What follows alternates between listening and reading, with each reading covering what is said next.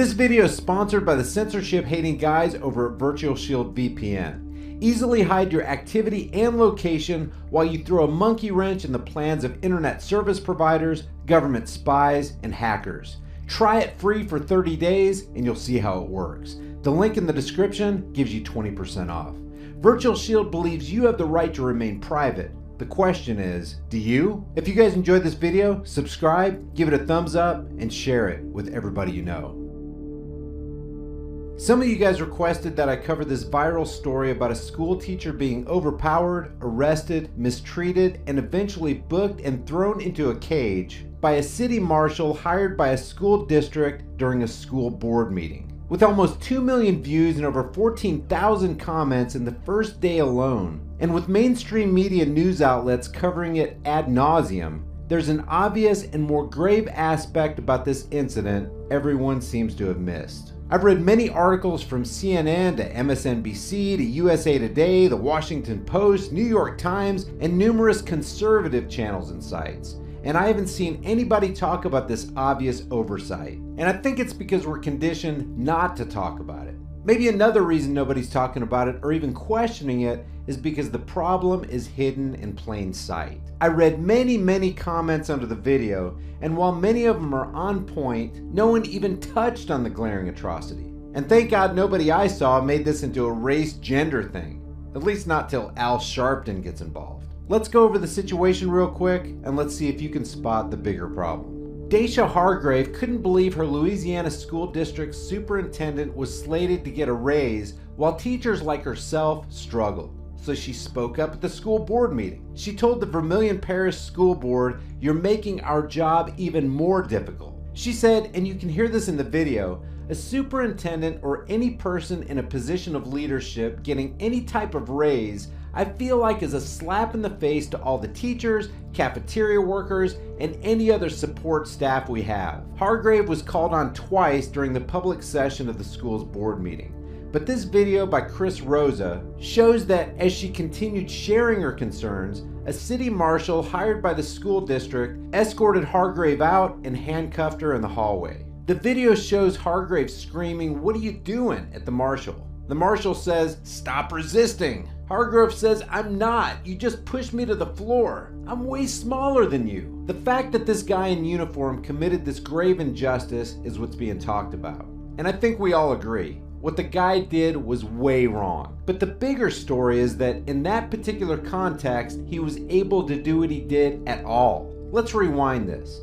When you watch the video, you'll find that Hargrave was not talking out of turn, she wasn't being disruptive, people in the audience were not telling her to sit down and shut up. In fact, members of the audience were agreeing with what she was saying, even while the marshal walked in front of the audience and threatened to remove her. The guy with the badge says, "If you don't leave, I'm gonna remove you." Somebody in the audience says, "Are you serious? I hope someone has this on video." Someone else says, "This is the most disgraceful and distasteful thing." And they're right. This is absolutely ridiculous behavior. Now, check out this footage. By my count, there are at least 30 to 40 people in this room. Pause that thought for a second and let me ask you a couple questions. What if the guy who walked in front of the audience to threaten this woman was wearing street clothes and a hoodie?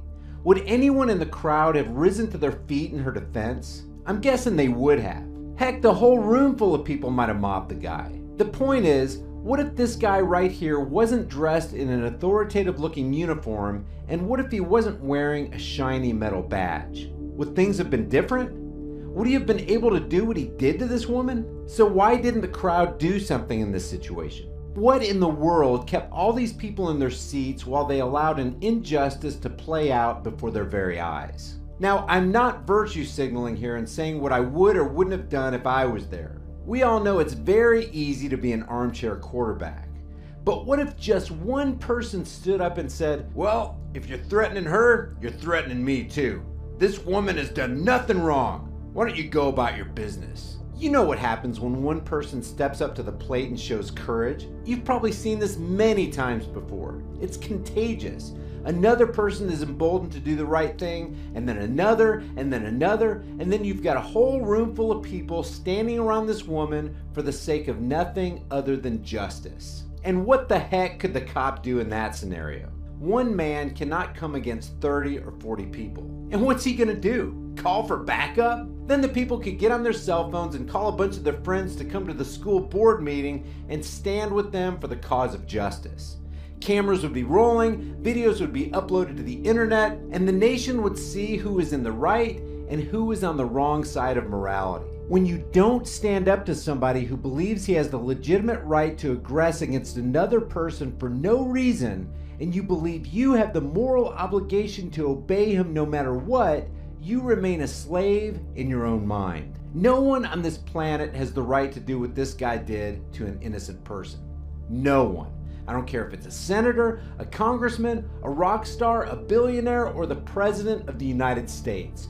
No one has the right to initiate force on innocent people. Ever. Wrong is wrong, and it is never wrong to do what is right. Standing for this woman as she was being violently treated would have sent a strong signal to those who believe they're part of this ruling class that we're all going to stand together against threats. We're all going to stand together against civil asset forfeiture.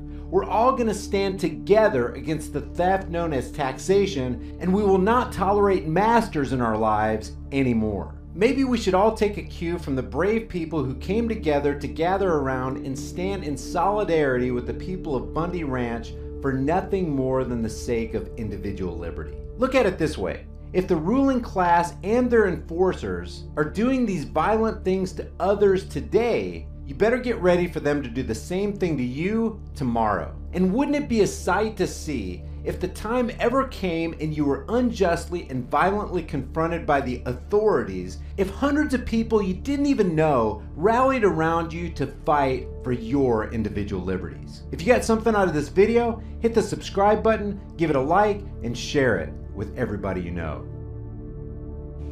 If you enjoyed this video, give it a like and share it with others. If you're new to the channel, hit that subscribe and notification button and you'll be alerted when I upload new videos. Today's featured shirts are Protecting and Serving the Crap Out of You, Taxation is Legalized Theft, and Critical Thinking in Progress. Please stand by. Your $5 off promo code is in a link in the description for you for every shirt in the store. And don't forget to leave your thoughts for the world and the Google Thought Police in the comment section below. I'll see you guys in the next video. Yesterday's trash queens, save the blessings for